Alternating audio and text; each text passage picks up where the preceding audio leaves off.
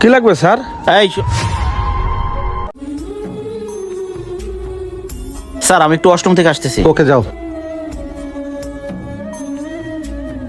এই শোনো, আমাদের জন্য 4টা কফি দিবা, ঠিক আছে? যাও। Okay sir. স্যার আপনাদের কফি। কি রে ছোট লোকের বাচ্চা, তুই কফি ফেলে আমার পোশাকটা নষ্ট করে ফেললি কেন? হেই! স্যার এটা কি করলেন আপনি? এমডি স্যারের গায়ে হাত তুললেন, এখন তো আপনার চাকরি থাকবে না। আর উনি কে? সামান্য একটা চাকরের জন্য আপনি স্যারের গায়ে হাত তুললেন? উনি কে শোনো তাহলে। আব্বা তুমি কই যাইতেছি সকাল সকাল? বাবা আমি নতুন একটা চাকরি পাইছি, ডিউটিতে যাইতেছি।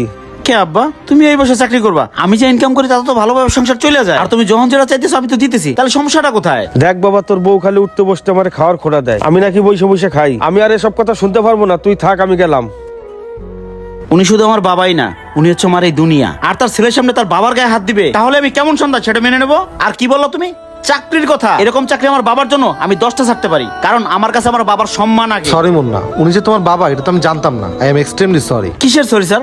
আপনি একজন বাবার বয়সী লোকের গায়ে হাত তুলছেন, আজকে সে আমার বাবা। যদি আপনার বাবা হয়তো স্যার, আজকের এই ঘটনার পর থেকে হয়তো আপনি আমার আর চাকরিতে রাখবেন না। স্যার আপনি কি আমাকে চাকরি থেকে বের করে দিবেন? স্যার আমি আপনার চাকরি করব না। যে লোকটার পা থেকে মাথা পর্যন্ত অহংকারে ভর্তি, তার চাকরি আমি করব না। আসসালামু আলাইকুম স্যার। বাবা বাসা চলো।